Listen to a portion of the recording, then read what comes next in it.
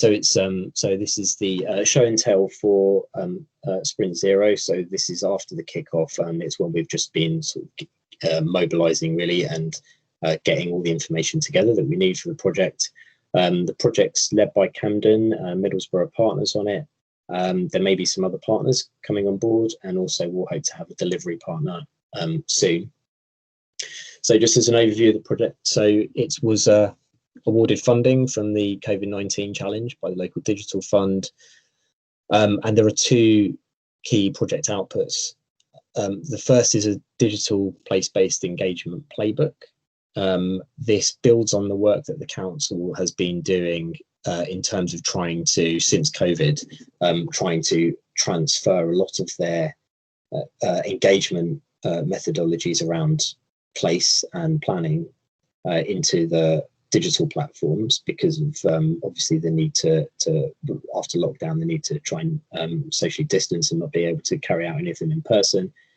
We were quite lucky that we already had quite a lot of digital platforms, so in some sense we were already a little bit ahead of the curve on it, which was really good, but it did show us that we weren't quite as resilient as we could have been. And obviously the key thing for this is to make sure that if this happens again, it looks like we may be heading towards that way, certainly by Christmas, then maybe we've got some more developed platforms and tools in place to be able to ensure that engagement, public engagement in place-based activities continues more smoothly.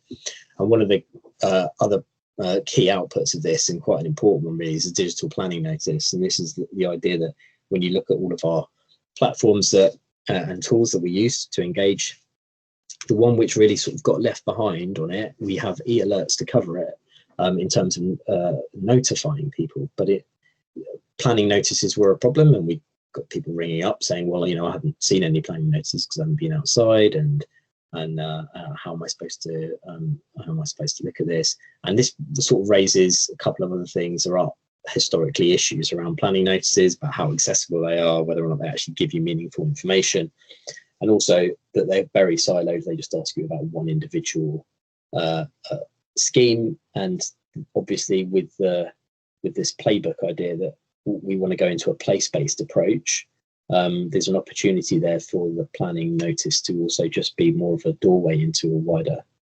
consultation and engagement for members of the public. So that second one's quite an important one. But there needs to be a bit of coding behind that and so on. So that's where we're looking for a delivery partner to help with that, as well as assist with the playbook. So those challenges of COVID-19, the public engagement side was the obvious one, and it kind of manifested itself in terms of often all of our public meetings got cancelled, and that included things like council meetings, so planning committee and so on. And we had to very rapidly find a way to try and bring those back. And what was useful is we did manage to have a really clear steer from high up in the organisation that it was really important that full engagement continued to happen. We were told, for example, planning committee, the first council meeting that came back online after the lockdown, and we were told very clearly this has to have full public participation in it. You're not going to just sort of drop out the ability to public speaking and so on. And that steer was a really positive one, and meant that we had to find new ways to adapt. We also got a bit of background work, so it was just coincidentally before the Inclusive Innovation Network had been looking at social value in planning and in place in general, but noted that planning in particular seemed to be quite a few levers there in order to get social value out of things. And they did a lot of discovery work, and that was quite useful, because these are, when you go back to the issue of kind of us building our user stories for this project, the Inclusive Innovation Network did a lot of work around, well, where are the different engagement points in the planning process, and how do the public engage in them, and what's the public perception of their engagement as well. So a lot of the work we've been doing is kind of reviewing that Inclusive Innovation Network output that they did, and they were looking at some really key important questions there, and something that we need to continue, and I think focus on a bit more and build on what they've done, which is around who are the users of the service, i.e. kind of planning in terms of the planning notice, but obviously the service being wider place-based services, so that it needs to be able to be scaled across other services, although we're focusing on planning at this time. What are the most important things that they need from that? And what do we need to do to develop that to meet those needs? And this again point about us trying to ensure that our user stories, that we can break those down and deliver on the most important ones. And then also who or what do we need in place to start? Now, this is where there was it was sort of kind of left after the Inclusive Innovation Network had done their discovery work. And this is our opportunity, I suppose, to try and put some of that in place in our service and to try and take that forward. And that's where the government funding comes into play, is to hopefully help us together with our partners. We were able to actually deliver on something there. So this is an example of one of their problem statements that came out of the Inclusive Innovation Network, and this is quite obviously you can see it's a very key one, and it's fundamental to what we're trying to do in terms of both the notice and how it presents planning information, but also how it leads you into the world of planning information as well. It shouldn't just be that there's the information, go and comment on it. It should be a doorway into a much more kind of rich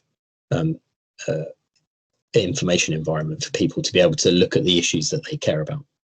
And so this is a really important bit of work that was looked at, and it's something that I think is going to be informing our project quite heavily.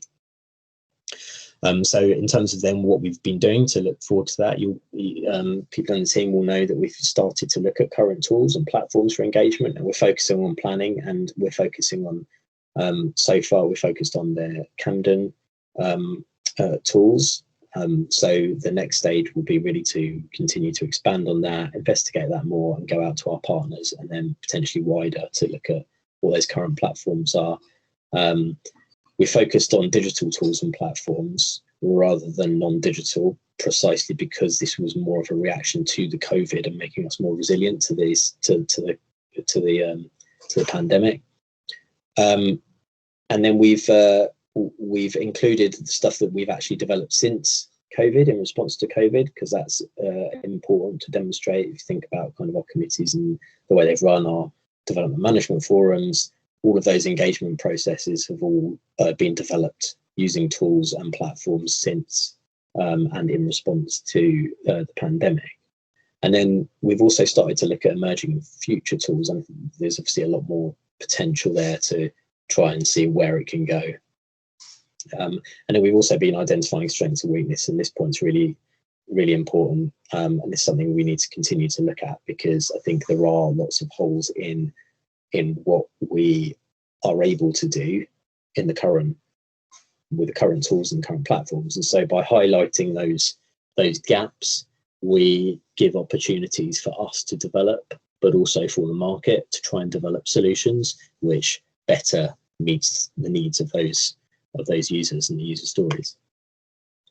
So this is just showing the table. This is what we've been looking at in terms of starting to log down the different tools and platforms, what they're used for, and then the potentials, the opportunities to try and push it forward, and also trying to think more about how you could use it for alternative methods and so on. And then you can see we've also been looking at the emerging and the future tools too. The other thing we've been looking at is examples of playbooks. So in Camden, we've been looking at some external ones, but we've also looked at things like so we've spoken to our participation team, who produced a participation toolkit. It's not public and it's internal within the council, but there's not really any particular reason why it couldn't be public. So there's a point there, but that was more of a general guide. And I guess the other examples which were really useful, so Eglay has suggested a couple of examples that we look at, and some of these are really positive actually. And I think there is the GDS service manual, the US digital services playbook that's quite streamlined. It shows you what things you need to do. So they'll have a section, for example, on your users, and it just gives you a checklist. These are the things you need to do. These are the things you need to find out. And then it always gives you a list of questions. So how you need to kind of probe and analyze your existing service or products. And then this one was quite interesting. It's not really a direct translation of what we're doing in terms of play shaping or digital services in particular, but the way that they set it out as a toolkit and a playbook was quite effective. It's pretty simple, actually. It's the kind of thing that you could produce just in a spreadsheet by using tags. So you can filter down different types of timeframes, group sizes, and so on. So, for example, if we were looking at a development management forum, we might choose 40 plus, because we've got, I can't remember how many we got for our last development management forum, but it's quite a lot of people registered to take part in that online. You could look at time frame, and you could look at what kind of category of place-based engagement you're doing. You categorize it in some way, and then it filters it all through, so it makes it nice and easy to then suddenly find those tools you need to use. So that's quite a good idea, and it's one of those things where, although the output from this project, we were on very tight timescales, so the outputs may not be these sort of glossy front end, but if we continue to collect that information, but then think about how we might want to present it for the next phase, if we are able to continue the project, then I think we can start to think about, okay, well, actually, let's use these kind of ideas for filtering it so people can easily find the tools they need. And it may be that the output for this project is more something like a spreadsheet, which makes it nice and easy to access it and has all the links in there, and you can filter through that. But the next stage would then be to make it a little bit more accessible to people. And one of the sprints will involve us speaking to some other funded projects from the C19 challenge, which also are looking at playbooks. So it'd be useful to have, I think, a joined up discussion there around how we would like to present the information, and if there is any sort of consistent standardized way in which we'd want to do that. Then the second strand of work really is around the planning notices. This is where there's been less work done because the focus has been on procurement. This is where we're really going to need a delivery partner. And the point being with this was that we moved all of these platforms to digital, and the one that we didn't really move to digital was planning notices. But there's a real opportunity to do that, and they're sort of underrated in that they are normally a first point of contact for people with their involvement with the planning system, unless they're already experienced at dealing with it. And so there's an opportunity to make this a doorway into a wider consultation. There's no reason why that shouldn't lead you into consultations around site allocations or area frameworks and so on. And then scaling this onwards, we can look at how that applies to even joining up with consultations for licensing, highways, schools, so on. And there is also the issue around the kind of physical appearance of them. They're not very engaging generally. We're again marginally ahead of the curve on this, in that we've got kind of QR codes on ours, so you can use them to a digital as a doorway into a digital environment. But unfortunately, that digital environment is very closed off. It literally just leads you to a list of PDFs on a website. So it's not hugely helpful. The issue is more around, okay, well, how can you make it more accessible, clear what the notice is, but then once you engage with that notice, it gives you some more value. When you go to the back end to the digital world, it actually opens up a whole world of kind of wider consultation. So the next steps with that are the procurement delivery partner. We're aiming for the 28th of September from that, which will be the start of the next sprint. So that's in 2 weeks' time. If all goes well, hopefully we can get somebody in place in that time. There's been a few false starts on it, unfortunately. I think it all coming at the end of August when people were off and things didn't help. But it looks like we're hopefully back on track to try and keep it going. And then the other area is starting to look at legal requirements and our statement of community involvement around what the kind of minimum requirements, what does our notice have to do. So one of the users, in terms of our user story, I guess, has to be somebody like Beth, who is our head of service, who's requirement is going to be, well, that I need my planning notices to meet statutory requirements. So there's a bit of work there that we can do in preparation for getting a delivery partner. So that's where we are. That's the work that's been going on over the last 2 weeks. The procurement's led a lot of it, but hopefully it looks like we're on track. Are there any questions from in the meetings? Anybody want to ask anything? Yeah, Rich, I'm really interested in the site notice. So you're going out to procurement. What have you actually seen? Are people coming with ideas, or what's happened so far? So we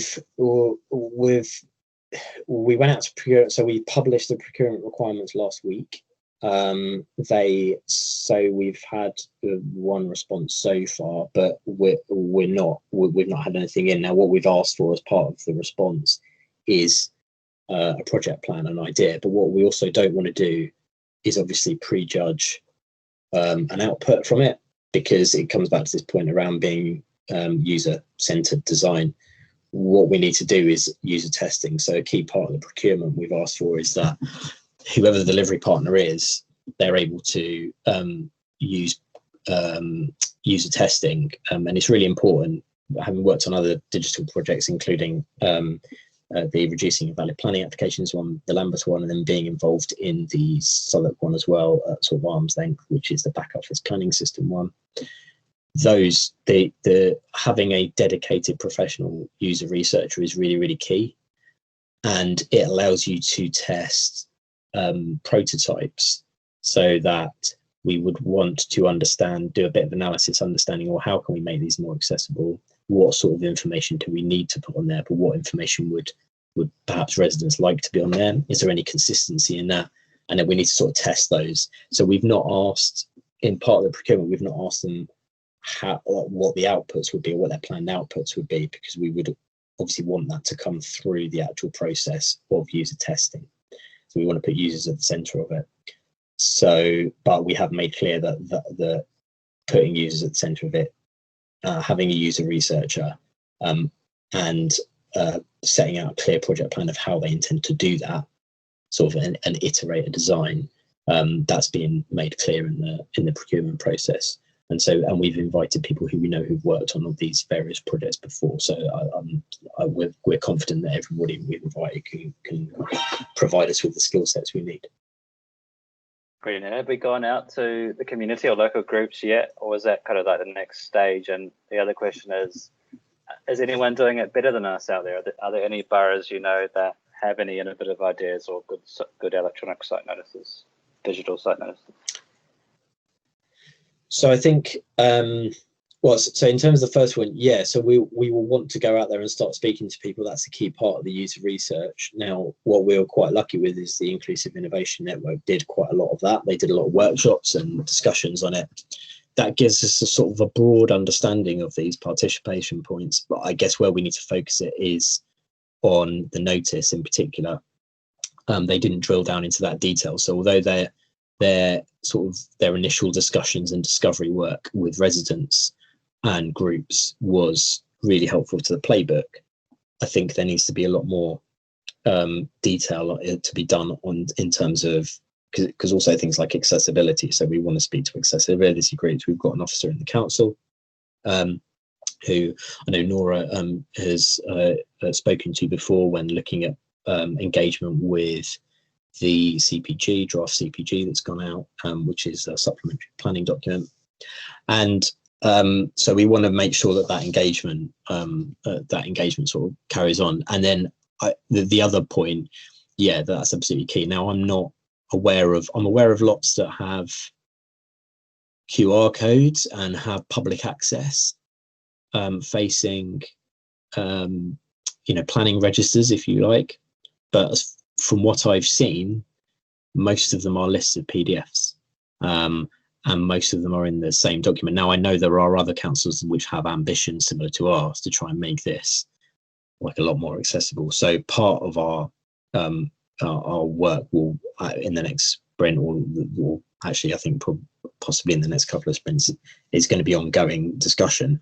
But we do need to do a little bit more detailed work in terms of understanding what others do in terms of tools for the playbook, but also what others are doing in terms of their site notices. So speaking to Middlesbrough about that will be the first stage, and then we'll go out wider to other councils. I know Buckinghamshire are interested in the project. They can be here in the meeting today, but I know they're interested in it, so we would speak to them, but there are would open it up as well. I think that's quite important. One of the things we haven't yet discussed, which is something for the next sprint, really is about communication, and how do we maintain this in the open and try and encourage involvement in it. Can I just come in super quick as well on the user testing aspect? So I think the thing is as well is that looking wider than just the London bubble as well is key for us. We've got a lot of other partner authorities, or sort of other authorities that are interested. Middlesbrough are partners, but and we'd certainly want to sort of reach out to those networks as well to see how digital site notices could work in different contexts. So again, it's something that could be scaled up in the future, and also looking at people who don't traditionally engage with planning and see how digital planning notice could help break down some of those barriers in terms of making it not just accessible in terms of readable, and making sure that people with sort of like learning difficulties can respond well to it, but accessible in terms of just making it more plain English, more relevant, more appealing to people who don't traditionally engage with planning. And that could be people who are time poor, it could be younger people, it could be lots of different types of users. I think that's really important when we do that user research, to try and see how the digital notice can break down some of those barriers. Yeah, and also, I mean, that there are people, like there are other, it's around working out and speaking to those different groups, like Kirsty says, speaking to other authorities.